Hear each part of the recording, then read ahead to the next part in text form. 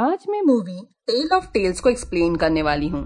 ये मूवी 3 कहानियों में बटी हुई है। पहली कहानी लॉन्ग ट्रेलिस नामक शहर के किंग और क्वीन की है। मूवी के शुरुआत में किंग और क्वीन बहुत ज्यादा खुश नजर आते हैं, पर बाद में हमें पता चलता है कि क्वीन एक बीमारी से गुजर रही है, जिसके चलते वो कभी माँ नहीं बन सकती थी और इसी के कारण वो हमेशा दुखी रहती थी। किंग ने बहुत से बड़े डॉक्टर से सलाह ली, पर कोई भी बीमारी का कारण नहीं बता पाया। किंग क्वीन की उदासी नहीं देख सकता था, इसलिए वो क्वीन को हंसाने की हर कोशिश करता था। एक दिन क्वीन ने क्वीन को चीयर अप करने के लिए महल में सर्कस रखवाया। सर्कस के लोग परफॉर्म कर ही रहे होते हैं कि तभी क्वीन को पता चलता है कि उनके ग्रुप में से एक लड़की प्रेग्नेंट है, जिसे देखकर क्वीन और उदास हो जाती है और अपने कमरे में जाती है। गुस्से में कमरे का सारा सामान बिखेर देती है। किंग कमरे में आता है, क्वीन की हालत देखकर दुखी हो जाता है। वो क्वीन से वादा करता है कि वो क्वीन के दुख को कम करने के लिए किसी भी हद तक जा सकता है। उस रात महल में एक तांत्रिक उनके पास आता है। वो उन्हें बताता है कि वो क्वीन की प्रेगनेंसी के लिए सॉल्यूशन दे सकता है।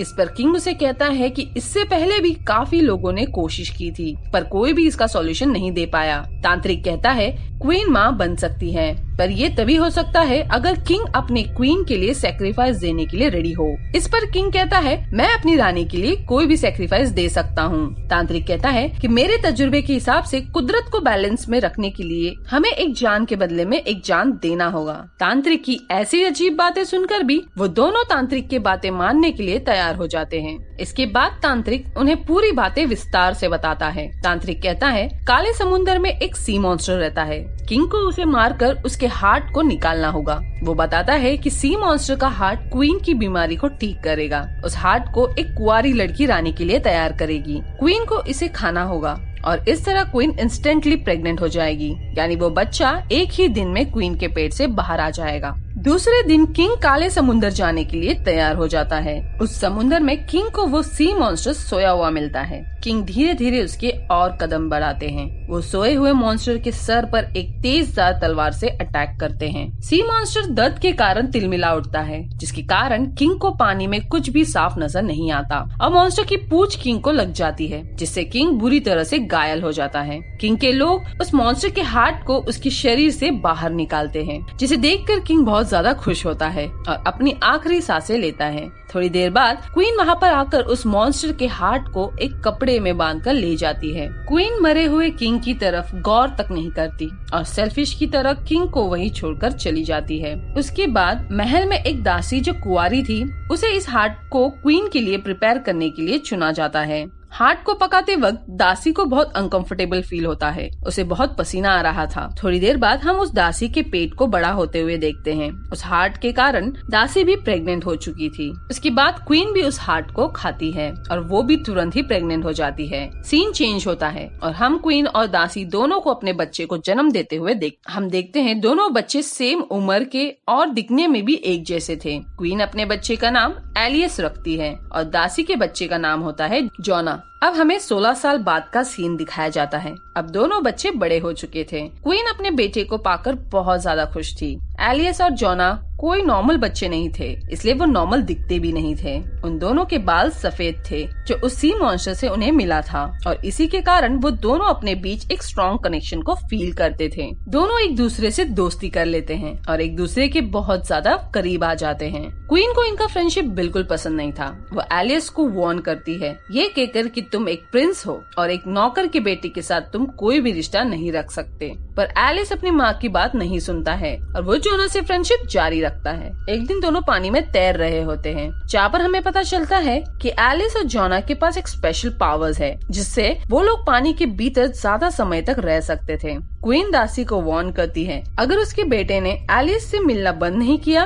तो वो दोनों शहर से निकाल दिए जाएंगे। इतना होने के बावजूद भी वो दोनों एक दूसरे से मिलना बंद नहीं करते हैं। बात तो तब बिगड़ती है जब एक दिन जोना एलिस के कपड़े पहनकर क्वीन के कमरे में जाता है। जब क्वीन को इस बारे में पता चलता है तो जोना को महल से बहुत दूर भेज देती है। एलिस उसे रोकने की बहुत कोशिश करता है, पर उसकी कोशिश नाकामयाब रहती है। वहाँ पर पास एक पेड़ था, जिसके जड़ों में जोना एक होल करता है। वहाँ से साफ पानी बाहर आता है। वो एलिस से कहता है, जब तक ये पानी साफ है समझना कि मैं ठीक हूँ, और जिस दिन ये पानी लाल रंग का हो गया उस दिन समझ जाना कि मैं किसी मुसीबत में हूँ। इतना कहकर जोना वहाँ से चला जाता है। एलिस रोज वहाँ पर आकर पानी को चेक किया करता था। एक दिन जब एलिस चेक करने के लिए वहाँ पर आता है तो वो देखता है कि पानी लाल रंग का हो चुका था और उसे लगता है कि जॉना किसी मुसीबत में है, इसलिए उसे ढूंढने वो जंगल की ओर निकल जाता है। क्वीन को इस बात की खबर मिलती है तो वो एलिस को ढूंढने जंगल जाती है, पर एलिस उसे वहाँ पर नहीं मिलता। एलिस की बहुत ढूंढने के बाद उसे जॉना का घर मिल जाता है, जहाँ पर उसे पता चलता है कि जॉना की शादी हो चुकी थी। जॉना की वाइफ एलिस को जॉना समझकर उसे गले लगाती है और उससे पूछती है कि तुम इतने दिन कहाँ थे, जिससे एलिस को पता चलता है कि जॉना बहुत दिनों से घर नहीं आया था। जॉना आखिरी बार जंगल की तरफ गया था। एलिस उसे ढूंढने के लिए फिर से जंगल में जाता है। दूसरी ओर क्वीन बहुत दुखी थी। वो चाहती थी कि एलिस उसके पास लौटे और इसलिए वो उस तांत्रिक से फिर से मिलती है, जिस पर वो तांत्रिक क्वीन को कहता है कुछ पाने के लिए आपको कुछ खोना होगा। दूसरी ओर हम जॉना को देखते हैं जो एक गुफा में फंस चुका था, जहाँ पर एक मॉन्स्टर आकर जॉना पर हमला करने की कोशिश करता है। ये देखकर जॉना जोर से मदद के लिए आवाज लगाता है, जिसे सुनकर एलिस वहाँ पर आ जाता है और उस मॉन्स्टर को अपने तलवार से मारकर जॉना को बचा लेता है। एलिस को बिल्कुल भी अंदाजा नहीं होता है कि मॉन्स्टर और कोई नहीं उसकी माँ होती है। अब क्या ही कर सकते थे, कुदरत का नियम ही है, कुछ पाने के लिए आपको कुछ खोना पड़ेगा। एंड में हम एलिस को महल के थ्रोन के पास देखते हैं और पहली स्टोरी यहीं पर खत्म होती है। दूसरी कहानी शुरू होती है और ये कहानी होती है एक किंग और दो ओल्ड लेडी, जिनका नाम होता है ईमा और डोरा। किंग बहुत ही लस्टफुल आदमी था जो हमेशा औरतों के बीच रहा करता था। वो हमेशा शराब के नशे में धुंध रहता था। उसकी शादी नहीं हुई थी, इसलिए वो अपनी क्वीन की तलाश में था। उसके बाद हम दो बूढ़ी औरतों को देखते हैं जो कि बहनें होती है और पैलेस के पास में ही रहती थी। बड़ी बहन का नाम होता है जोरा, जो कि बहुत ही सेल्फिश नेचर की होती है, और छोटी बहन का नाम होता है ईमा, जो कि बहुत सुलझी और नेक दिल होती है। उनकी शादी नहीं हुई थी और घर से बाहर भी नहीं निकलती थी। उन दोनों में एक स्पेशल चीज थी, वो ये कि दोनों की आवाज बहुत ही सुरीली और 18 साल की लड़की की तरह लगती थी। एक सुबह किंग डोरा को उसके घर के बाहर गाना गाते हुए सुन लेता है। उसकी आवाज से वो इतना आकर्षित हो जाता है कि वो डोरा से मिलना चाहता था। वो उसका चेहरा देखना चाहता था, इसलिए वो उनके दरवाजे पर आता है।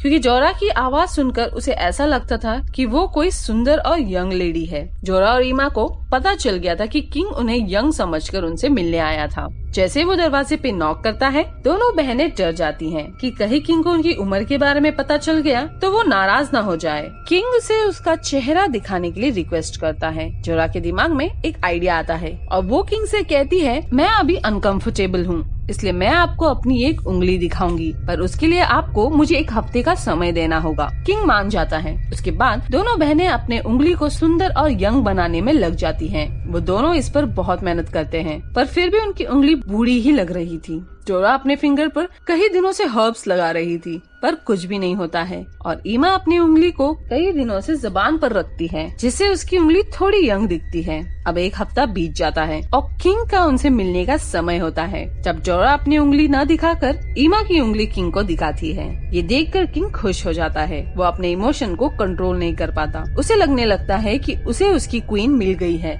ये जानने के बाद जोरा और ईमा डर जाती हैं, क्योंकि अगर किंग को उनकी सच्चाई के बारे में पता चल गया, वो उन्हें इस किंगडम से बाहर निकाल देगा। किंग उससे मिलने के लिए रिक्वेस्ट करता है, जो जोरा किंग को कहती है वो उसे एक शर्त पे मिलेगी कि जब वो उसे मिलने आएगी तब कमरे में बिल्कुल अंधेरा होना चाहिए। किंग इस शर्त के लिए मान जाता है। नेक्स्ट सीन में हम देखते हैं ईमा डोरा की स्किन को किसी चीज से चिपकाकर टाइट करती है, जिससे वो एक यंग लेडी की तरह दिखे। उस रात किंग का एक आदमी जोरा को पिक करने के लिए आता है। वो आदमी पूरे महल में अंधेरा कर देता है और किंग जोरा के साथ पूरी रात बिताता है। पर सुबह होते ही उसे जोरा की सच्चाई पता चल जाती है, तो वो जोरा को अपने आदमियों से कहकर बाहर फिकवा देता है। लकीली जोरा को कुछ नहीं होता और वो एक पेड़ से लटक जाती है, और तभी वहाँ पर एक विच आती है जो उसे इस हालत में देखकर उसके दुखों का कारण पूछती है। इस पर जोरा कहती है कि मुझे फिर से जवान होना है। विच कुछ मैजिक करती है और जोरा को सुंदर और यंग लेडी में कन्वर्ट कर देती है। दूसरे दिन जोरा को होश आता है। तब किंग भी शिकार करने उस जंगल में आता है और वो यंग जोरा को देखता है, जिसे देखकर उससे जोरा से पहली नजर में प्यार हो जाता है। वो उसे अपने साथ किंगडम ले जाता है और उसे अपनी क्वीन बनाने का सोचता है। जोरा नहीं जानती थी कि वो जवान कैसे हुई, पर वो अपनी बहन को कुछ जेवर और कपड़े देकर अपनी शादी में इनवाइट करती है। ईमा पहले तो उसे पहचानने से इनकार करती है क्योंकि उसे बिल्कुल भी विश्वास नहीं हो रहा था कि डोरा फिर से जवान हो चुकी है। ईमा डोरा को उसकी जवान होने का राज पूछती है। इस पर डोरा उसे मजाक में कह देती है कि मैंने अपनी पुरानी चमड़ी उतार दी है, पर ईमा डोरा की बात को सच मान लेती है। अब ईमा को भी जवान होना था, इसलिए वो एक चमड़ी उतारने वाले के पास जाती है। वो उसे अपनी चमड़ी उतारने के बदले में अपनी बहन के दिए हुए जेवर देती है। वो आदमी उसे जंगल ले जाता है और वहाँ पर एक पेड़ से बांधकर ईमा की चमड़ी उतार देता है। उसके बाद हम देखते हैं कि ईमा के शरीर से बहुत ज्यादा खून निकल रहा होता है और थोड़ी देर बाद वो मर जाती है। उसके बाद हम डोरा को देख उसकी जवानी भी ज्यादा देर तक टिकने वाली नहीं थी और उसका शरीर धीरे धीरे वापस पहले की तरह बूढ़ी होती जा रही थी। जैसे ही उसे पता चलता है कि वो बूढ़ी हो रही है, वो किंगडम से भाग जाती है और दूसरी स्टोरी यहीं पे खत्म हो जाती है। तीसरी स्टोरी भी एक किंग की है जो बहुत ही अजीब नेचर का होता है क्योंकि उसकी वाइफ का काफी सालों पहले देहांत हो गया था। उसकी एक बेटी है जिसका नाम है वायलेट और उसकी अभी तक शादी नहीं हुई थी और किंग अपनी बेटी से बिल्कुल प्यार नहीं करता था। एक दिन किंग अपने हाथ में एक कीड़ा देखता है जो उसके हाथ से खून पी रहा होता है। किंग उस कीड़े को देखकर बहुत खुश हो जाता है। उसे भगाने के बजाय वो उस कीड़े को एक ग्लास के बॉक्स में रखता था और उसे रोज अपना खून पिलाता था। समय के साथ साथ वो कीड़ा बहुत बड़ा हो जाता है। दूसरी ओर वायलेट जो अब बहुत बड़ी हो चुकी थी और वो अपनी किसी प्रिंस के साथ शादी के सपने देखती थी। किंग अपनी बेटी की तरफ बिल्कुल ध्यान नहीं देता था क्योंकि वो हमेशा उस कीड़े के साथ बिजी रहता था। बदकिस्मती से वो कीड़ा एक दिन बीमारी के चलते मर जाता है। किंग बहुत उदास हो जाता है और वो उस कीड़े की खाल को उसके शरीर से उतार देता है और अपनी बेटी से कहता है कि समय आ गया है कि तुम्हारे लिए एक प्रिंस ढूंढा जाए। वो कहता है कि प्रिंस को ढूंढने के लिए एक कंपटीशन रखा जाएगा। जो उस कंपटीशन को जीतेगा उसके साथ वायलेट की शादी करा दी जाएगी। ये सुनकर वायलेट बहुत खुश हो जाती है और थोड़ा नाराज भी होती है क्योंकि उसे अपना प्रिंस खुद ढूंढना था। जल्द ही पूरे किंगडम में कंपटीशन की घोषणा की जाती है। किंग कीड़े की खाल को किंगडम में लटका देता है और अनाउंस करता है जो कोई इस खाल को देखकर ये बता पाएगा कि ये खाल किस कीड़े की है वही कंपटीशन को जीतेगा। वहाँ आए बहुत सारे लोग उस कीड़े का नाम बताने की कोशिश करते हैं पर कोई भी उसका सही नाम नहीं बता पाता है और तब वहाँ पर एक अजीब मॉन्स्टर जैसा दिखने वाला आदमी आता। वो भी इस कंपटीशन में हिस्सा लेना चाहता था। वायलेट उसे देखकर डर जाती है। किंग भी बिना सोचे उसे नाम गेस करने का मौका देता है क्योंकि किंग को लगता था कि कोई उस कीड़े की खाल को पहचान नहीं पाएगा। वो अजीब मॉन्स्टर उस खाल को सूंघने लगता और उसे पता चल जाता है कि ये किस कीड़े की खाल है। वो किंग के सामने अपना जवाब रखता है। उसका सही जवाब सुनते ही वायलेट रोते हुए पैलेस के टॉप पे चली जाती है और वो अपने आप को खत्म करने की कोशिश करती है। किंग भी उसके पीछे जाता है और उसे शांत होने के लिए कहता है और कहता है कि मैं अपना प्रॉमिस तोड़ नहीं सकता। वायलेट के पास दूसरा ऑप्शन नहीं होता है, इसलिए वो उस अजीब मॉन्स्टर के साथ चली जाती है।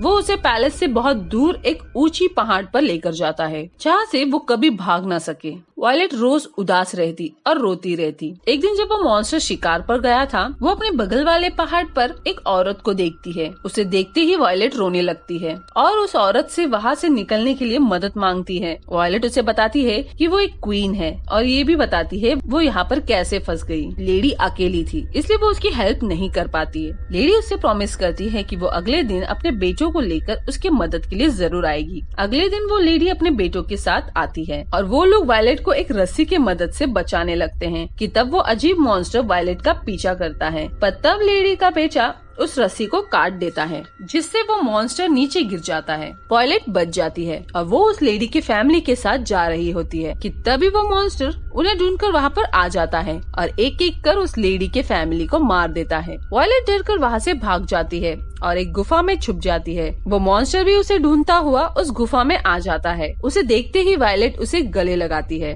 उसे विश्वास दिलाती है कि वो उसके साथ जाना चाहती है। जैसे ही जाने के लिए वो मॉन्स्टर पीछे मुड़ता है, वायलेट एक चाकू से उसका गला काट देती है। उसके बाद हम देखते हैं कि वायलेट अपने किंगडम में लौटती है और उसके हाथ में उस मॉन्स्टर का कटा हुआ सर होता है। वो अपने पिता से कहती है कि ये मेरे हस्बैंड है जिसको आपने मेरे लिए चुना था। ये कहकर वो जोर जोर से रोने लगती है। ये देखकर राजा भी अपने घुटनों पे गिरकर रोने लगता है। सीन चेंज होता है और हम देखते हैं कि वायलेट की ब्रेवरी देखकर किंग उसे किंगडम की क्वीन घोषित करता है और मूवी यहीं पर खत्म हो जाती है।